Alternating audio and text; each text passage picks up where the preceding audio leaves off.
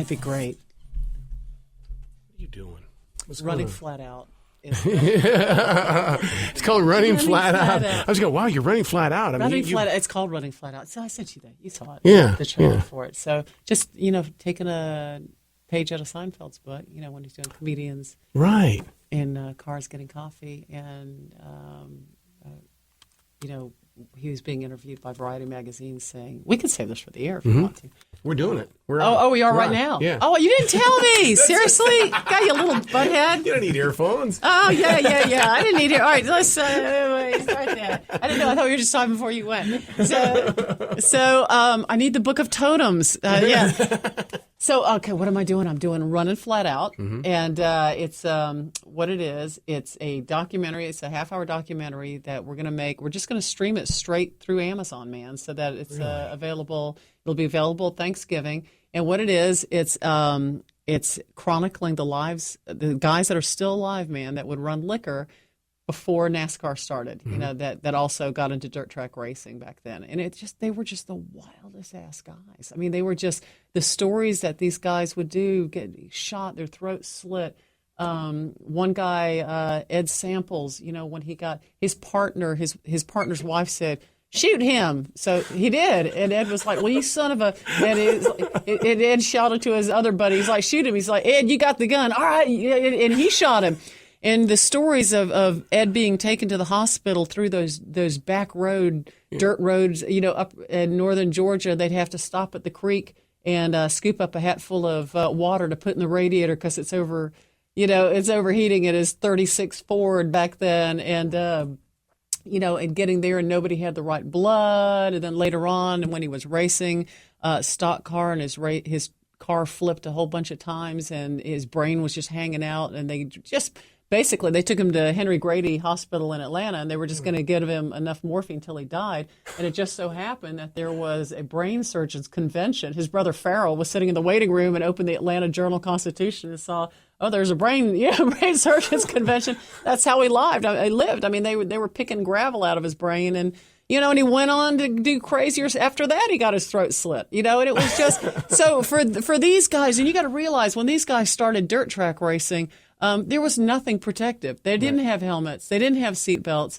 Later on down the road, when they had to start putting like some safety roll bars, they were made out of wood. Yeah. And some of them would use exhaust pipes, which dent and fold, if a car does. So it was just this wild time of life. And I said, we gotta chronicle this. We need to, because these guys are not going to be around much longer. Have you ever been back to one of those old stills? I mean, sure. One of my favorite things where I live? Are you kidding? Oh yeah, they're back there, and they're old as can be. But I mean, you just sit there and you can still feel the energy coming out of it. Yeah, I don't have to go. My neighbor got busted. What was it, Paul? Like 2 years ago, the Hiders. Yeah, because it was the Hider brothers. Because they've been making clear for it's a family tradition. Yeah. And he wouldn't have gotten busted except that he was selling it at a roadside produce stand, and he kept a few jars underneath. And that's some fancy pickles. People that he knew, they was peach. They would use their peaches to flavor it, and then somebody found out about it, and he got busted. But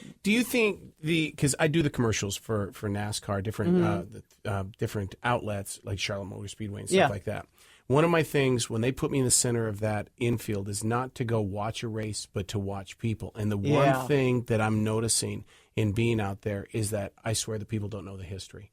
So when you told me that you were doing this, I'm going, well, is this not the universe bringing something together? Because I think that the passion of NASCAR is there if they're educated in the way of understanding what really brought NASCAR to life. Because they're just going out there watching these cars go around. Wreck! I would agree with you on a certain demographic of NASCAR racers. I would say the purists, they know. They know who Bill Blair was. They know who Ed But they're Samples. sitting at home in their garages, though, with that surround sound. I don't have to worry about those young kids anymore. Yeah. And so my goal as the one who's writing and producing commercials is to figure out how I can get those stands, which are empty. They're empty. Really? And it's like, they've got, what they do now is they put banners up there to hide the seats. See, that's unheard of, because I tell you what, I know like in the mid to late 90s, it was every single racetrack. I mean, it was the only spectator sport in America that was still pulling 50 to 80,000 people. Right. No football team could. like NASCAR was. But you're right, the technology, now that you can have a widescreen and surround sound, why go and fight that in that traffic? Except for, the people, the hardcore fans. And I do believe that they know. I do believe that they understand and they know perfectly well that the history of NASCAR started with prohibition and running liquor and outrunning that. But what I love about the documentary we've done, and it's called Running Flat Out, by the way. Available on Amazon? It'll be available at Thanksgiving. You can actually you can go to Amazon.com to see the trailer. I think you'll really enjoy the trailer. Or you could go to YouTube and search official trailer Running Flat Out.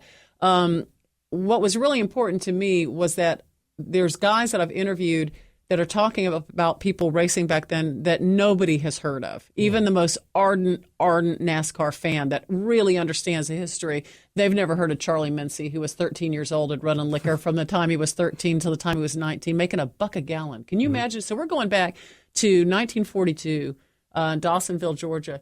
This kid's driving. Right? He's got a car. He's 13. He can barely see over the steering wheel. We have photographs of Charlie standing in his car. He would go to junkyards to look for pieces of material to use for a still, to take back. I have a picture of him standing up in his jalopy. It's a ragtop jalopy. And I thought he was holding a rifle. He's holding his arm way up. And it's like, look at this little kid standing in the car. That little kid was driving at night on back roads with no headlights, getting $1 a gallon, and they were running liquor 7 days a week, and they were also running in tanker trucks carrying 10,000 gallons to go to the Midwest. Imagine getting $1 a gallon, a piece of that.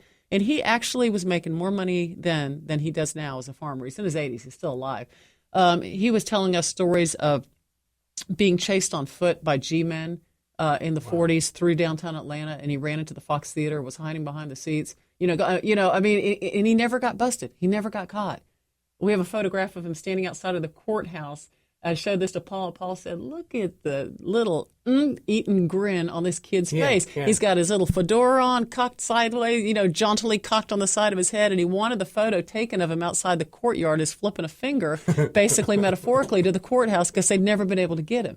So he's standing on the street with his hands in his pockets. And this will look like, I'm right in front of you. And you guys don't know where I am. And that's what I loved. I tell you, Arrow, what's funny is that a friend of mine, Carrie Otis, is a comedian friend of mine. You remember Carrie in California. You met him. I do, yeah. And Carrie said, Carrie always brings up this side of stuff. He says, so you're basically kind of glorifying this past of these people that used to break the law and run liquor and get shot and knifed. And he said, so, and I said, well, yeah, I guess I am. And he said, so do you think in 50 years from now somebody will be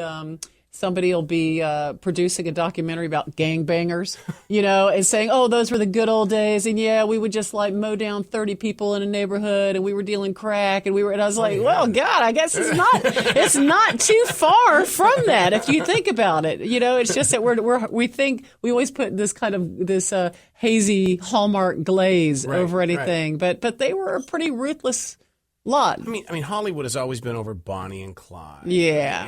And all the people up there in Chicago. And it seems like you're opening a door that, it sounds like it was just as much fun. Yeah, it was. It really was. They were pretty wild. There were women that were involved back then as well, racing. It was just Bill Blair, whose father was the great Bill Blair. Yeah. Bill Blair's in Georgia.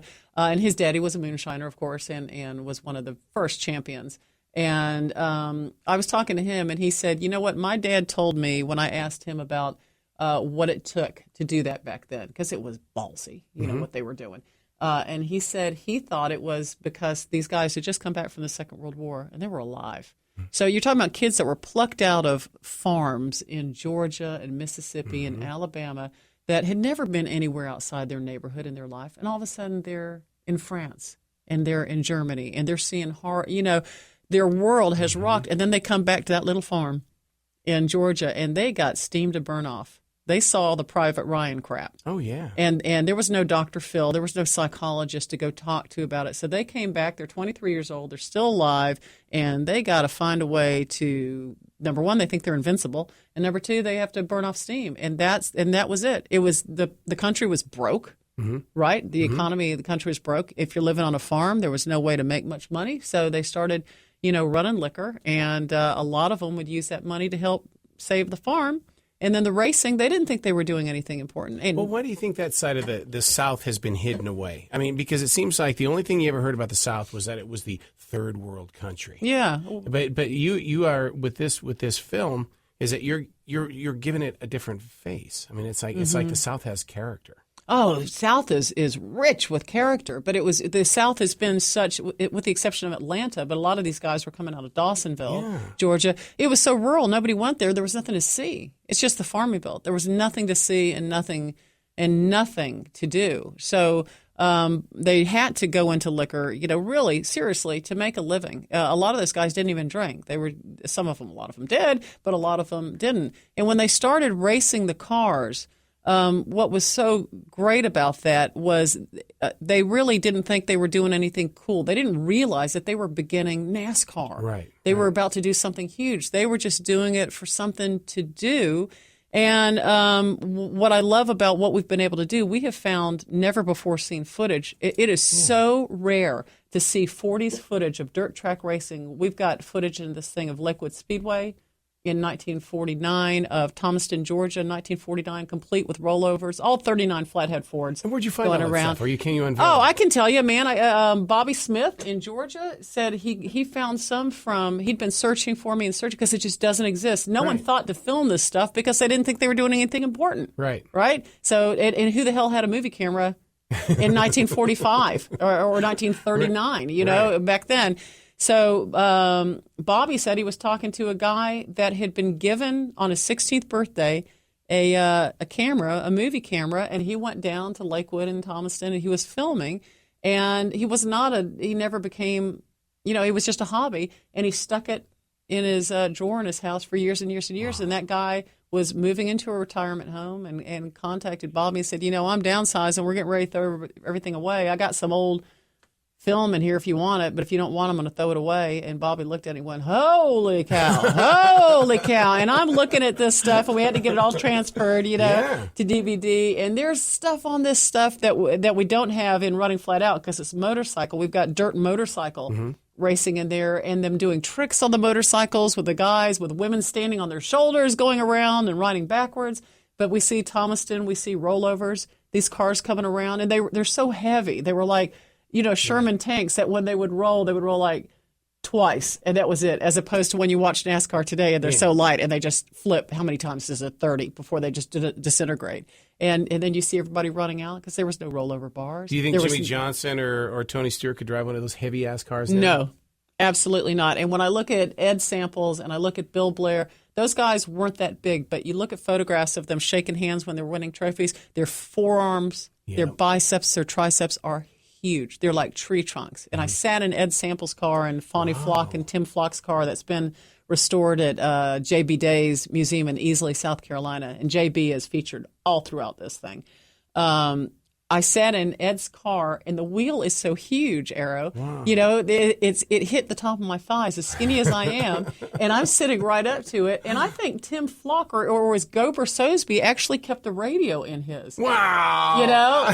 And the Flock brothers, Tim Flock raced with Jocko Flocko, which was a monkey. Yeah. And he had a monkey, in the passenger seat with him, which he raced for several races till Jocko got loose on one race and went nuts inside. Can you imagine? Can you imagine? So these guys back then were racing on those dirt tracks, those slick dirt tracks. They were 60, 70 miles an hour. If a spindle busted, there were some terrible crashes, people thrown from their cars and run over by the racers following them because they couldn't get out of the way. Shemp Hersey burned alive, it was just terrible, some of the things. And you have no urge of putting this into words in a book?